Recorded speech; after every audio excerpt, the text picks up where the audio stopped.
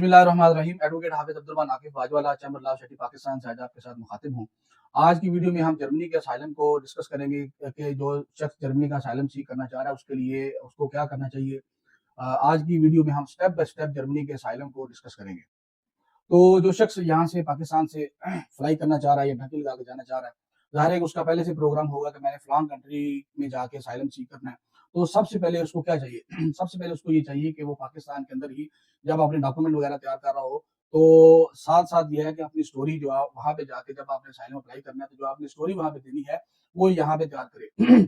और उसी स्टोरी के रेलेवेंट जो डॉक्यूमेंट हैं, वो भी यहाँ से तैयार करके लेके जाए। जैसे बाकी डॉक्यूमेंट वो अपने तैयार करेगा, इसी तरह स्टोरी और अपने स्टोरी के जो रेलेवेंट डॉक्यूमेंट है वो यहाँ से तैयार करके लेके जाए, ताकि वहां पे जाके उसको किसी किस्म के किसी भी मसले का शिकार ना होना पड़े। तो कोशिश ये करें कि जब आपने जर्मनी का असाइलम करना है तो यहाँ से आप फ्रैंकफर्ट की जो टिकट करवाएं।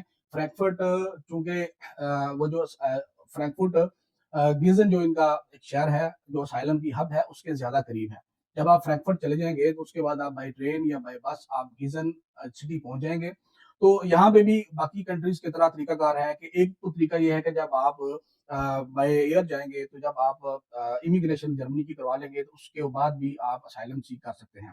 उसके बाद दूसरा तरीका ये है कि आप पुलिस के पास भी जा सकते हैं कि जी मैंने असाइलम सीख करना है। पुलिस ऐसी नहीं है जैसे हमारे यहाँ पे इंडिया पाकिस्तान बांग्लादेश की पुलिस होती है, वो आपके साथ मुकम्मल ताउन करती है। ठीक है। तीसरा तरीका ये है कि आप वहाँ किसी भी शहर के आपने जिस भी शहर का टिकट करवाया हुआ है वहाँ पे आप असाइलम सेंटर आसानी से पता चल जाता है। ज़ाहिर जब जब आपने यहाँ पाकिस्तान से फ्लाई करना है तो आपके पास हर चीज का नंबर हो। सबसे पहले आपके पास नंबर हो कि आपने जिस शहर में जाके असाइलम सीख करना है उस असाइलम सेंटर का आपके पास नंबर हो, ताकि आप वहां पे जाके उनको फोन करें और आप अपॉइंटमेंट ले सके। तो जब आप गिजन सिटी में चले जाएंगे वो बगैर अपॉइंटमेंट के आपको वहां पे नहीं आने देंगे। आपने सबसे पहले अपॉइंटमेंट लेनी है। ठीक है। गिजन सिटी चूंकि उसमें असाइलम सीकर के लिए हब है, तो वो वहां पे ही होता है कि आपको अपॉइंटमेंट जल्दी मिल जाती है बाकी शहरों की बनस्बत। तो जब आपको अपॉइंटमेंट मिल जाए 1 2 3 दिन में 4 दिन में, उसी शहरों में ज्यादा टाइम भी लग जाता है, हफ्ता 10 दिन के अंदर आपको अपॉइंटमेंट मिल जाती है। तो जब आपको अपॉइंटमेंट मिल जाए तो आप वहां पे चले जाएं अपने डॉक्यूमेंट साथ। अगर आपने ले जाने हैं ले जाएं, अगर नहीं ले जाने तो आप ना लेके जाएं। ठीक है। वो जब आप जाएंगे तो आपसे एक छोटा सा इंटरव्यू लेंगे कि आपका नाम, आपके फादर का नाम, आपकी डेट ऑफ बर्थ, आपका ब्लड ग्रुप और साथ आपका होम कंट्री कौन सा है। ये इनिशियल सा इंटरव्यू आपसे लेंगे और उसके बाद आपको एक कैंप में शिफ्ट कर देंगे। तो जब आपको वो कैंप में शिफ्ट करेंगे तो आपको वहाँ पे खाना, आपको अकोमोडेशन, आपकी मेडिकेशन, इवन कि आपके अगर कपड़े भी आपके फटे हुए हैं, पुराने हैं, गंदे हैं, तो आपको आपके कपड़े भी प्रोवाइड करेंगे। तो वो 1 2 दिन उस कैंप में रखेंगे, फिर आपको इंटरव्यू के लिए बुलाएंगे। जब आपको दोबारा इंटरव्यू के लिए 1 2 दिन बाद 3 दिन बाद बुलाएंगे तो फिर आपके फिंगरप्रिंट्स लेंगे और आपका मेडिकल भी वो करवाएंगे। मेडिकल करवाने का मकसद ये होता है कि कोई कोई दोस्त डंकी लगा के जाते हैं, तो वो ज़ाहिर है कि उसमें टाइम लगता है उस कंट्री में पहुंचने के लिए, तो 100 मसले मसाइल होते हैं। तो आपको कोई डिजीज, कोई मेजर डिजीज ना हो। ठीक है। तो अगर कोई मसला खुदा न खास्ता हो जाता है, कोई मेजर डिजीज हो जाती है, तो फिर आपका वो फ्री मेडिकेशन आपकी फ्री वो करते हैं। उसके बाद जब आपका ये फिंगरप्रिंट्स वगैरह और इनिशियल इंटरव्यू और आपका मेडिकल वगैरह हो जाता है, फिर आपको एक दूसरे कैंप में शिफ्ट कर देते हैं।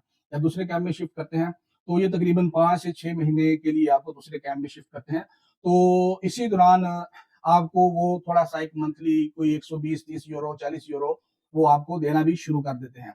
साथ ये है कि वो इसी दौरान 3 महीने के अंदर आपका दूसरा इंटरव्यू होता है। तो कोशिश आपने ये करनी है कि जब आपने पहले असाइलम सेंटर में आपने पहला इंटरव्यू दिया तो कोशिश करें कि आप जब दूसरा आपका इंटरव्यू हो तो एज इट इज वही इंटरव्यू जो आपने पहले दिया है वही इंटरव्यू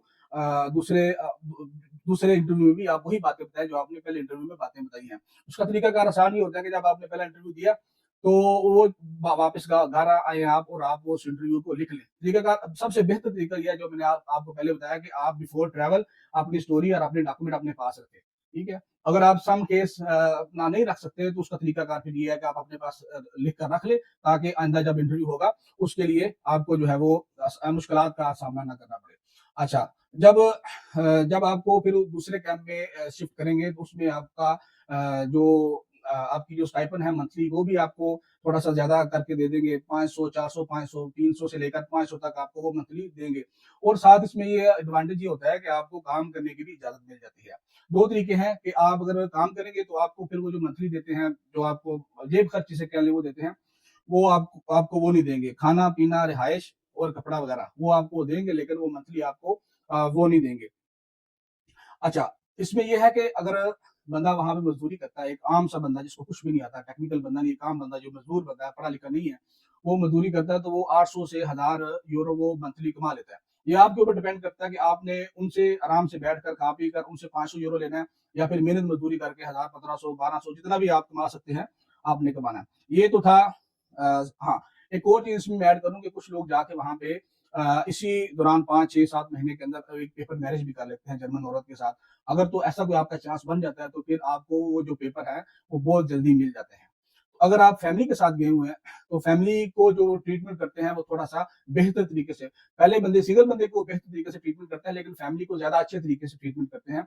जैसे कि उनको जो मंथली स्टाइपेंड देते हैं, वो भी काफ़ी ज़्यादा देते हैं।